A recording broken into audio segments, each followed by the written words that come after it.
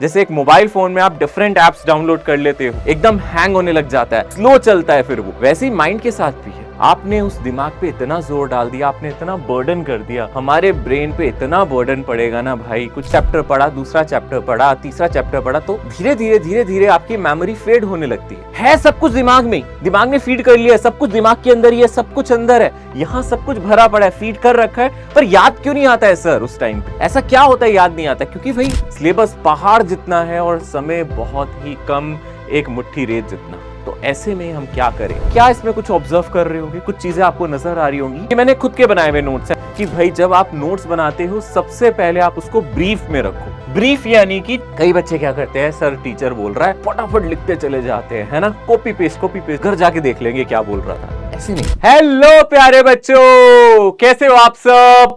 मैं आपका टीचर, आपका दोस्त, आपके फिजिक्स, आपके नीट का हमसफर जगजोत सर यहां पे आप लोगों के सामने आज हाजिर हूं एक इंपॉर्टेंट डिस्कशन को लेके। आज के दिन मैं क्या डिस्कस करने वाला हूं? मैं डिस्कस करने वाला हूं how to make best notes like topper. Obvious सी बात है, अगर आप किसी कॉम्पिटिटिव एग्जाम की तैयारी कर रहे हैं तो आप लोगों के लिए सबसे जरूरी होता है प्रॉपर नोट्स बनाना। अब ये जो आपके नोट्स होते हैं, ये हम लोग हैंड रिटन नोट्स की बात कर रहे हैं जो आप खुद बनाते हैं। देखो, एक नोट्स होते हैं जो टीचर्स लिखवाता है, एक होते हैं हम जो सेल्फ मेड नोट्स कहते हैं। टीचर जब बोलता है, वो कुछ चीजें लिखवाता है, हम उसको लिखते चले जाते हैं, हम उसको भी नोट्स कहते हैं, वो नोट्स ही हैं। बट हम लोग उसमें क्या इंप्रूवमेंट कर सकते हैं, क्या चेंजेस कर सकते हैं जिसकी मदद से आप एक टॉपर बन सकते हैं, या फिर आप अपने कॉम्पिटिटिव एग्जाम में बहुत अच्छे मार्क्स गेन कर सकते हैं, और इन नोट्स से आपको पूरी पूरी मदद मिल जाए।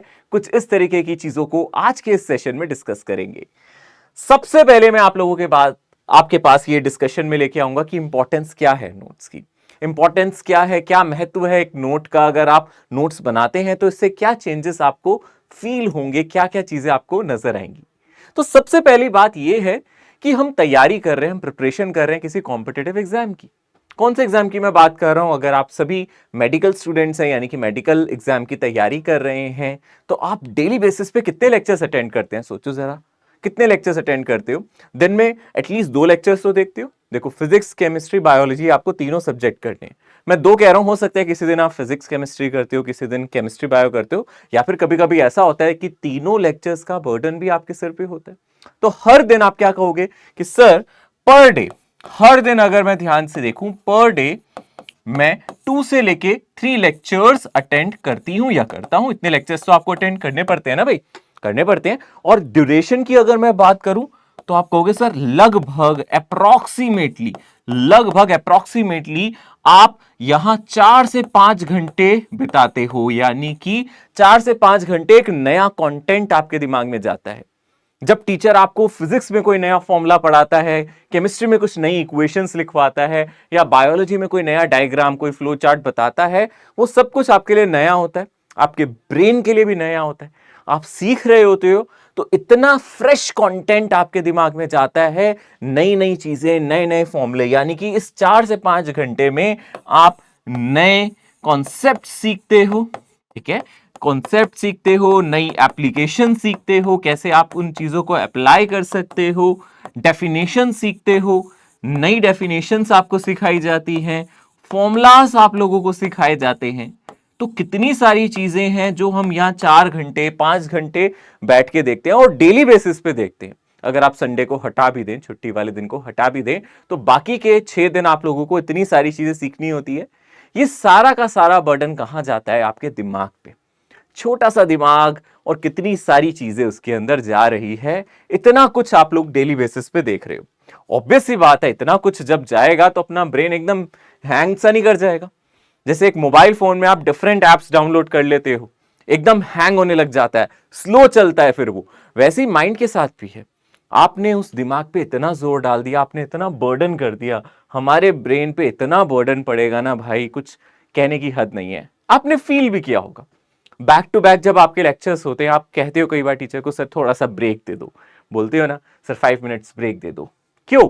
वो आप इसलिए कहते हो क्योंकि आपका दिमाग आपको वहां से एक इंस्ट्रक्शन देता है, कहता है कि नहीं, मुझे रिलैक्स करने की जरूरत है, अब मैं प्रोसेस नहीं कर पा रहा हूं। बैक टू बैक जब आपको कोई नए फॉर्मूले पढ़ा दिए जाते हैं तो आप कहते हो ना कि सर थोड़ा सा वेट करो, मैं प्रोसेस नहीं कर पा रहा हूं, नहीं हो पा रहा है सर, कहते हो ना। ये इसलिए क्योंकि अपने ब्रेन की कैपेबिलिटी है। विद टाइम आप इसको सुधार सकते हो, इस पे भी काम कर सकते हो, फोकस से हम इसको भी बढ़ा सकते हैं। बट नॉर्मली अगर हम एवरेज ह्यूमन ब्रेन की बात करें तो हाँ, 4 से 5 घंटे जब नया कंटेंट आएगा तो वो ये यहां हैंग होना तो स्टार्ट हो ही जाएगा। अपने दिमाग को दो मेजर फंक्शंस करने होते हैं। जब दिमाग में इतना सारा डाटा जाता है तो अपने ब्रेन की क्या रिस्पॉन्सिबिलिटी बनती है? पहली बात, जो भी आप डेली कॉन्सेप्ट्स पढ़ रहे हो उनको समझना। भाई, फिजिक्स में कोई नया फॉर्मूला समझाया है सर ने, कोई नई इक्वेशंस आपने देखी हैं, उनको समझना पड़ता है, नए फॉर्मूलाज को देखना पड़ता है कि वो फॉर्मूला क्या बता रहा है। कुछ नया कॉन्सेप्ट सर ने बता दिया आज, तो नया कॉन्सेप्ट आपको सीखना पड़ता है। कोई नए फॉर्मूले में कौन कौन से वेरिएबल्स हैं, उन सभी को, नई यूनिट्स को, नई डायमेंशन को समझना पड़ता है। केमिस्ट्री में भी कुछ ऐसा होता है, बायोलॉजी में भी होता है। जो भी आप नया कॉन्सेप्ट, नया डायग्राम जो भी पढ़ रहे हो, पहले समझना पड़ता है। पहले अपना ब्रेन उसको समझता है, अंडरस्टैंड करता है। अब अंडरस्टैंड करने के बाद जो भी आपने अभी सीखा उसको याद भी करना है, मेमोराइज भी करना है। यानी कि सबसे पहली जंग यहां पे है, तो यहां पे जो पहली जंग आपकी है, पहली जो आपकी फाइट है वो ये है, अपने ब्रेन की जो पहली फाइट है। फर्स्ट फाइट का मतलब है सबसे पहला काम ये है कि उसको समझना है, और दूसरा काम है उसको याद रखना। ठीक है ना? सेकंड फाइट का मतलब यहां पे ये है, दूसरी जंग जो हमारा दिमाग लड़ता है वो ये है। ठीक है ना? तो अगर हम ध्यान से देखें, दूसरी जंग ये है कि आपने जो समझ तो लिया है, पर अब आपको उसको याद भी तो रखना है, मेमोराइज भी तो रखना है। एग्जाम में अगर वो चीज याद नहीं रहेगी तो फिर कैसे करेंगे? तो आपके ब्रेन को क्या करना पड़ता है? समझने के बाद उसको फीड करना पड़ता है। जैसे एक मेमोरी कार्ड होता है, ब्रेन भी वैसे ही काम करता है। इसके अंदर आप चीजें डालते हो, मेमोराइज ये कर लेता है। ब्रेन बहुत कमाल की चीज है।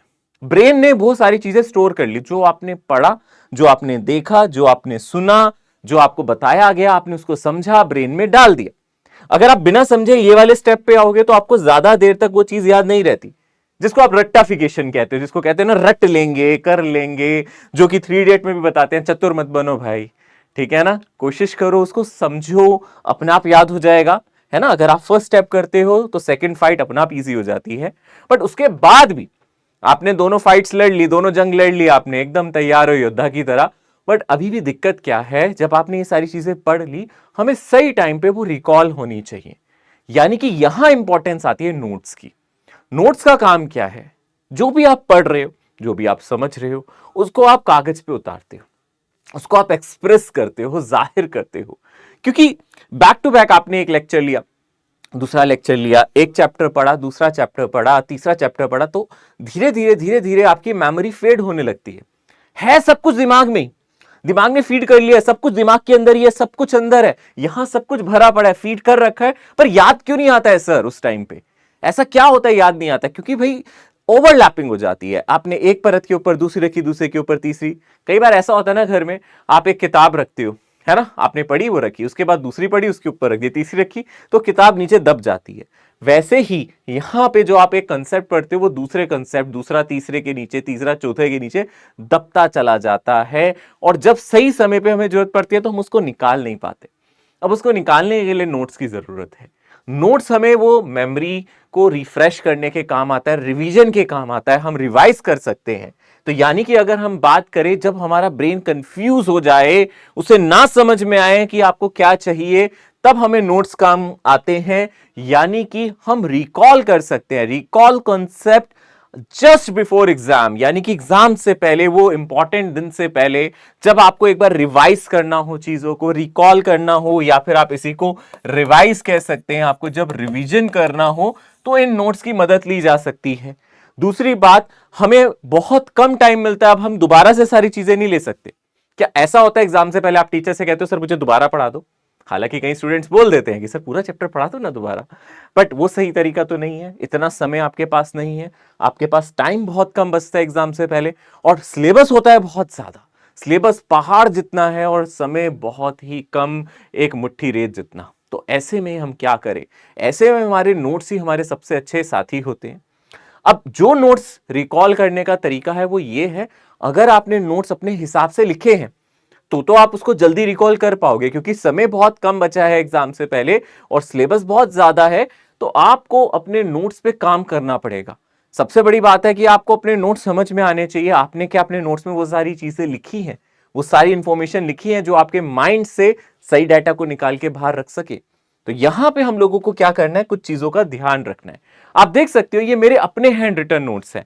आप क्या इसमें कुछ ऑब्जर्व कर रहे होंगे, कुछ चीजें आपको नजर आ रही होंगी। ये मैंने खुद के बनाए हुए नोट्स हैं। मैं अब जब बच्चों को पढ़ाता हूं उससे पहले अपने नोट्स बनाता हूं, या फिर अपने टाइम पे जो मैंने नोट्स बनाए थे वो भी मेरे पास पड़े होते हैं। तो ये कुछ नोट्स आपको नजर आएंगे, कुछ इस तरीके से आपको नजर आएंगे। इस तरीके से मैं अपनी नोटबुक में नोट्स लिखता हूं, अभी तक लिखता हूं।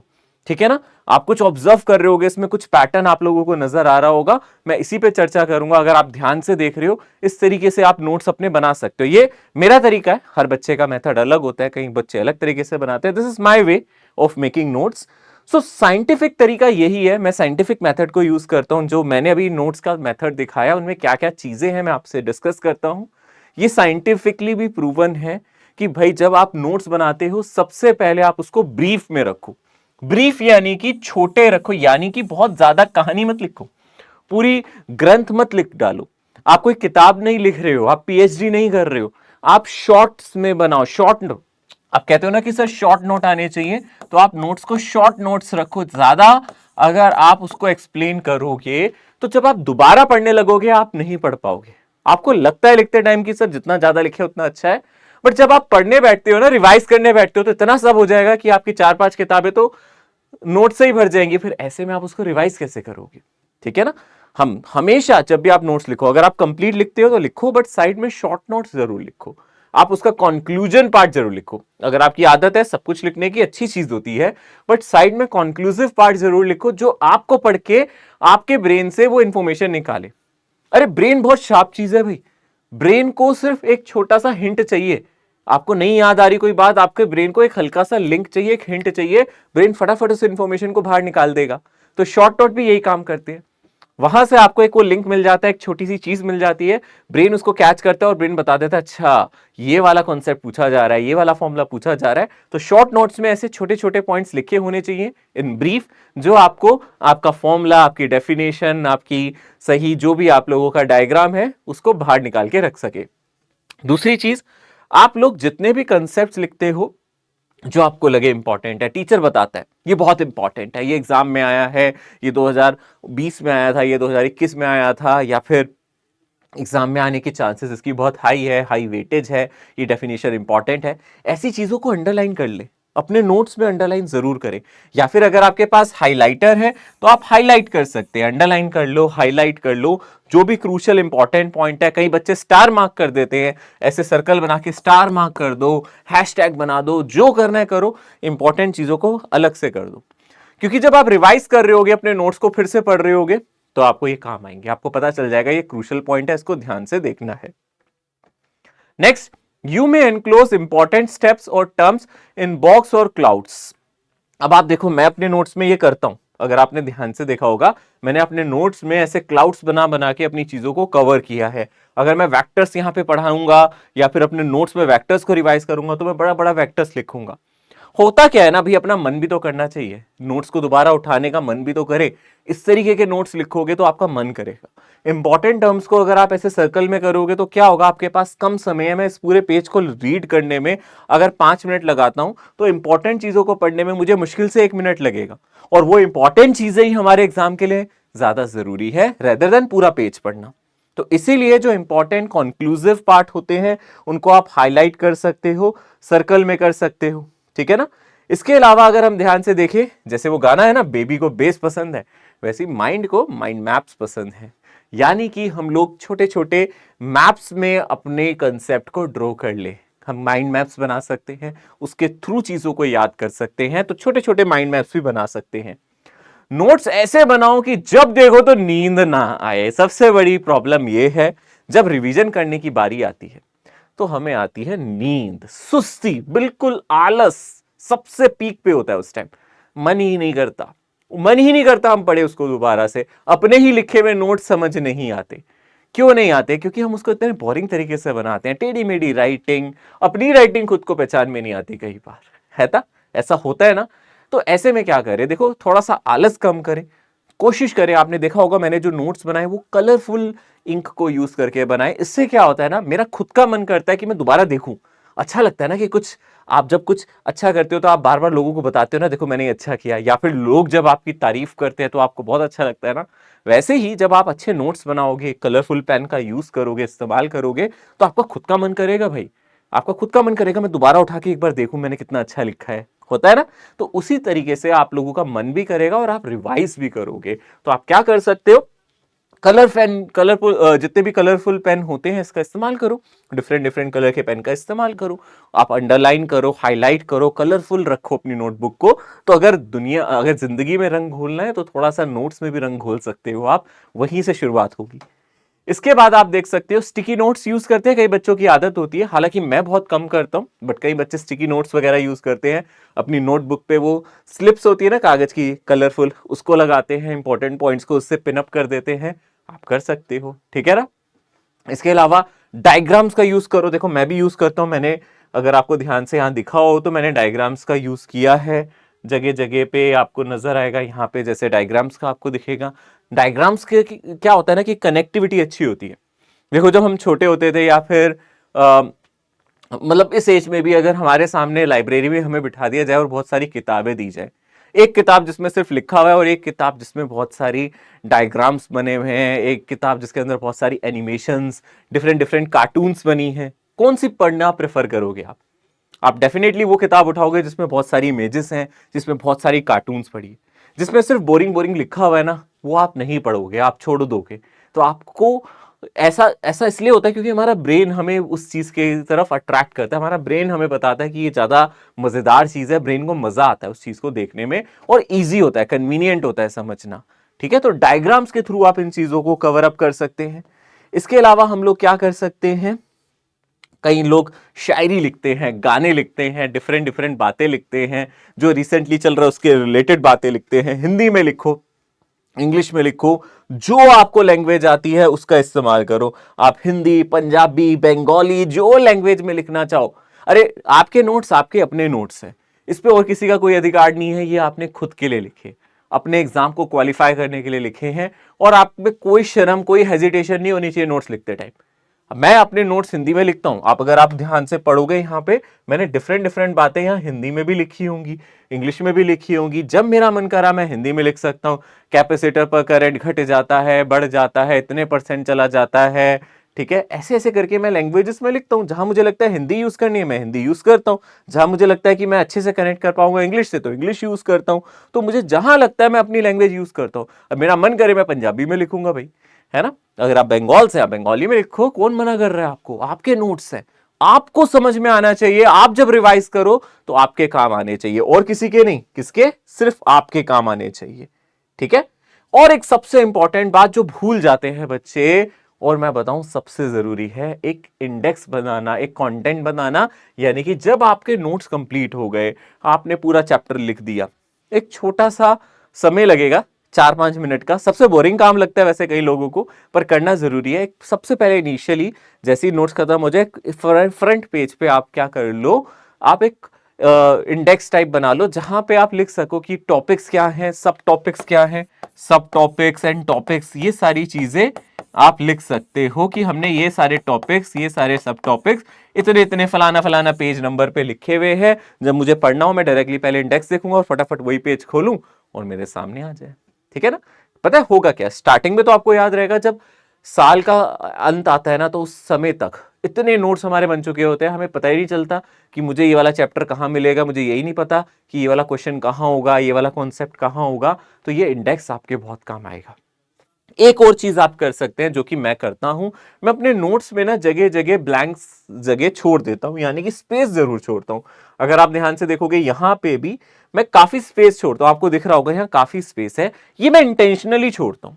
क्योंकि जब आप रिवाइज करते हो ना, तो आप उसमें रिवीजन के टाइम आपके दिमाग में और भी चीजें आती है, और कलाकारियां आती है, और क्रिएटिविटी आती है। आप स्पेस छोड़ सकते हो कि अगर आपने हो सकता है गलती से कुछ गलत लिख दिया हो, रिवाइज करते टाइम अगर आपने कैच कर लिया तो आप उसको सही कर सकते हो, आप कुछ एडिशनल पॉइंट्स ऐड कर सकते हो, ये आपके हाथ में होगा। अगर आप बहुत मैसी, बहुत पतला, बहुत पेज को एकदम सड़ा दोगे ना, एकदम जगह ही नहीं छोड़ोगे, तो आप खुद ही नहीं पढ़ पाओगे। समझ में आ रहा है। तो इसलिए हमेशा थोड़ा सा साफ सुथरे तरीके से और अच्छी तरीके से रिप्रेजेंट करने चाहिए। तो ये सारे तरीके होते हैं नोट्स को बनाने के, ठीक है।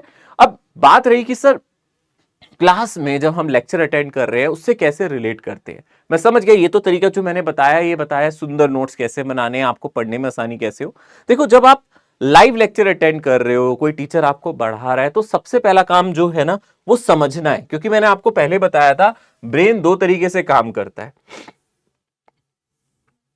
देखो ब्रेन की जो रिस्पॉन्सिबिलिटी है वो है समझने की, जो भी आप डेली डाटा की बात कर रहे हैं, फिर उसके बाद समझने के बाद फीड करने की। कई बच्चे क्या करते हैं, सर टीचर बोल रहा है फटाफट लिखते चले जाते हैं, है ना, कॉपी पेस्ट जो वो बोल रहा है लिख दिया, घर जाके देख लेंगे क्या बोल रहा था। ऐसे नहीं, अगर आप समझ लोगे ना, अच्छे से देख लोगे ना, टीचर टाइम देता है आपको नोट करने का, उसके बाद अगर आप लिखोगे तो सही रहेगा। हमेशा ऐसे करना। और आप क्या कर सकते हो कि कुछ कुछ बातें लिख ली, कुछ कुछ बातें घर जाके रिवाइज करते टाइम ऐड कर दी। यानी कि आप क्लास में ये कर सकते हो कि आप कहते हो कि सर बहुत टाइम नहीं मिलता, जब टीचर बोलता है बहुत जल्दी जल्दी पढ़ाता है, इतना टाइम नहीं मिलता सर, उस टाइम पे तो हम कलर्ड पेन से लिख भी नहीं सकते। अरे उस टाइम पे मत लिखो, उस टाइम आप एक ही सिंगल इंक रखो, आप ब्लू पेन से लिखो, ब्लैक से लिखो, कोई सिंगल इंक रखो, है ना, पर स्पेस अच्छा दो। आपने जो सर ने एक बात बताई आपने लिखी, उसके बाद स्पेस दे दो थोड़ा सा कि घर जाके मैं इसमें एडिट करूंगा, इसमें दो तीन बातें अपनी तरफ से ऐड करूंगा, ग्रीन कलर से, येलो कलर, ग्रीन कलर से, ऑरेंज कलर से, रेड कलर से, अलग अलग इनको यूज करके मैं इसको लिखूंगा, एडिट करूंगा। यानी कि जब आप क्लास में लिख रहे हो तो आप आराम से लिखो, बहुत सारी चीजें नहीं लिख पाओगे, उतना ज्यादा नहीं लिख पाओगे, बट हाँ जब आप घर जाओगे आप एडिशनल पॉइंट्स को अपनी लैंग्वेज में वहां लिख सकते हो। पर ये तभी होगा अगर आपके क्लास नोट्स कंप्लीट होंगे और आपने समझ के लिखे होंगे। बिना समझे करोगे तो वैसे भी किसी काम के नहीं है वो नोट्स। तो पहले आप समझो, जब भी क्लास में आपको टीचर बता रहा हो उस समय पे आप बहुत ज्यादा नहीं लिख सकते, बहुत उस टाइम आपको बहुत ही कॉन्साइज, बहुत ही ब्रीफ में चीजें लिखनी होती हैं, और बाद में आप एड ऑन कर सकते हो अपनी लैंग्वेज में, जैसे मैं कह रहा हूं आप ये लिख देना वो लिख देना, वो घर जाके रिवीजन करते टाइम आप उसमें लिख सकते हो। इससे क्या होगा, आपके नोट्स बिल्कुल कंप्लीट रहेंगे। कई बच्चे दो नोटबुक्स बनाते हैं, एक क्लास वर्क एक होमवर्क, इस तरीके से भी जो भी पढ़ाया जाता है पहले क्लास में नोट करते हैं फिर दूसरी नोटबुक में दोबारा करते हैं। ये भी एक प्रोसेस है, आप ऐसे भी कर सकते हो कि आप एक अलग नोटबुक बनाओ, घर जाके पूरा कंटेंट फेयर राइटिंग में लिखो, इस तरीके से भी कर सकते हैं। सो यहां मेरी चर्चा, जो मेरी डिस्कशन है, जो भी मैंने आपको बातें बताई है वो समाप्त होती है। तो जो आपके हम सफर यानी कि मैंने आज नोट से रिलेटेड बातें बताई है, उम्मीद करता हूं, आशा करता हूं आप इसको अपनाएंगे, और इसके छोटे मोटे चेंजेस, हो सकता है आप ऑलरेडी ये चीजें कर रहे हो, थोड़े बहुत चेंजेस आप इसमें कर सकते हैं, जैसे कि कलर पेन आप यूज कर सकते हो, स्टिकी नोट्स वगैरह यूज कर सकते हो, आप देख रहे हैं इससे फर्क पड़ेगा। चलो अब मैं आप लोगों से नेक्स्ट टाइम मिलूंगा, और अच्छी अच्छी हम बातें करेंगे और चर्चाएं करेंगे जो आपके नीट एग्जाम को क्वालिफाई करने में मदद करेगी। तब तक के लिए टेक केयर, अलविदा, सी यू सून, बाय।